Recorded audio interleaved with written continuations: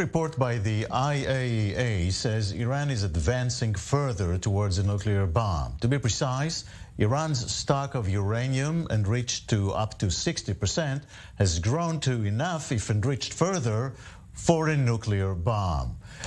With us now, Mike Wagenheim in New York. We'll start off with you, Mike. What's in the report? Alarming facts from the International Atomic Energy Agency, the UN watchdog that oversees Iran's nuclear program, or at least is supposed to oversee it.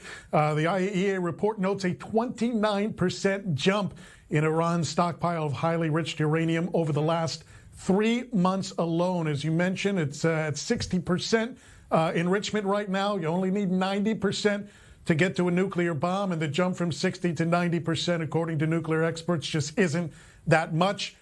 European diplomats quoted by Reuters today say that Iran is only about 3 to 4 weeks away from a potential bomb. They right now have the ability to produce 25 kilograms of enriched uranium at 90% without much further effort at this point. The IAEA, which is especially troubling, noting that they really don't have much of a visual into Iran's nuclear program, at least not as much as they should, as Iran shut down many of the security and surveillance cameras that were set up in their nuclear facilities, as this impasse of the nuclear negotiations between Washington and Tehran have dragged along. Still, the IAEA insists it would know within about 2 to 3 days if Iran would ramp up its production of enriched uranium even further.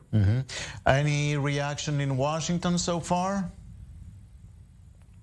Washington has said at this point that, that they still hope that diplomacy will lead to something good in the matter, that diplomacy with Tehran is their first option, that they continue to hold firm on their demands in terms of Iran's compliance with the already established JCPOA, that they've made all the concessions they can at this point, and that they insist that the IAEA investigation into those 3 undeclared Iranian nuclear sites where uranium particles were found prior to the signing of the JCPOA, that investigation continue. Iran reportedly dropped their demand that investigation be closed and then reopened that demand once again in the last few days or so. Washington saying it's unacceptable that the IAEA investigation cannot be tied to a renewed and revived JCPOA, and that is a major sticking point at this point in time. There hasn't been any direct Washington reaction to this particular IAEA report, but I don't think it's going to veer very much from what the White House and the State Department have already said. Right. Mike, stay with us. Let me bring in Ambassador Danny Ayalon. Ambassador Ayalon, is it a surprise or not?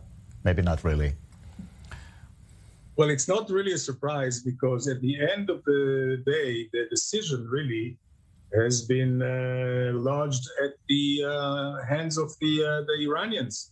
And since they were trying to move ahead and to squeeze some more, and the Americans have realized that, enough is enough, and the IAEA legitimacy and reputation and ability is a red line. So this is why they insist on not forgiving the examination or the investigation on the 3 open files.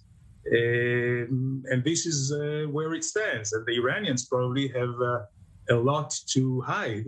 And maybe this is why they are not agreeing to sign. Maybe also they thought that Biden is under pressure because of the upcoming midterm elections, in November, just 3 months around the corner. And this is where it stands. Whether it's a good development, I'm not sure, Jacob, because there is no plan B. And if the Iranians will continue to enrich and even further over the 60% that they already have, then it means that a plan B has to be accelerated in the planning. And in that sense, I think it brings closer the military option. Right. That puts more pressure on the Israeli government to do something, also internal pressure during an election campaign. Absolutely. And for some reason here in Israel, in the public arena, a success was termed as pressuring the United States not to sign a bad deal, which is fine. So in that respect, because of the election fever here in Israel, I'm afraid that the focus will be elsewhere. And the Israeli government, the politicians will try to point out a success for Israel, supposedly persuading the United States not to sign a bad deal.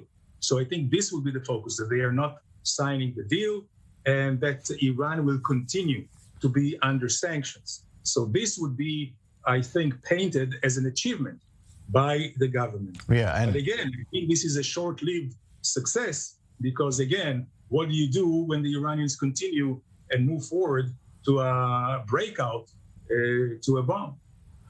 And on top of that, let me ask you both, earlier today, before the report was out, according to a well-sourced Israeli reporter here in Israel, Shalom Yerushalmi, the United States has indicated to Israel that a nuclear deal with Iran is off the table for the time being. Any indication to that, Mike? I think it's just clear from the evidence. I'm not quite sure, if that's top secret information. They're just from Iran's continued backtracking, their continued foot dragging, their re-implementation of demands that had already apparently been settled. That it's quite obvious at this point that the optimism that we saw, 3 weeks, a month ago from both U.S. and European officials that a deal was imminent, it was typical Iranian behavior in terms of their negotiating tactics, that each time it seems close, it's actually going further away. So that's not a surprise at all if the U.S. is relaying that information to Israeli officials that a deal is not close. The question is, once again, if Iran starts coming back to the table and starts, putting the carrots back out there, how willing is the U.S. Going to be to get back into the negotiating game again? How many times are they willing to get burned? How many times are they willing to get embarrassed at this point? I think that's the more important question than how far away are we from a deal. Iran inevitably is going to come back again, is going to throw out the little niblets. The big question is the U.S., how long is the U.S. willing to play the game at this point? I would guess not in the next 2 months, Ambassador Ayalon, because Israel would definitely, current government here, would not want a deal before elections in 2 months' time. Absolutely. And in fact, Jacob, I think that this well-planned leak about, not signing the deal, or it's off the table, could be also from the American side, could be a last-ditch effort to put pressure on the Iranians on the one hand. And secondly, from the Israeli perspective, as we mentioned before, it may be boasted by the political figures here as a success for Israel or for their own persuasion ability vis-a-vis the United States. Right. Mike, 2 months is also midterm elections in the States. What's the effect of that? I don't think it's going to have any impact on the midterm election. The midterm elections are generally about local issues, about local wars, culture wars, things of that nature. The economy, obviously, is a huge impact. People are not voting for their local Congress people or even senators or governors on that matter in terms of the Iranian issue and where it stands. Next year, maybe have a little bit of impact on national races. This time around, not so much. Not so much. Mike, Wagenheim in New York, Ambassador Dani Ayalon, thank you very much.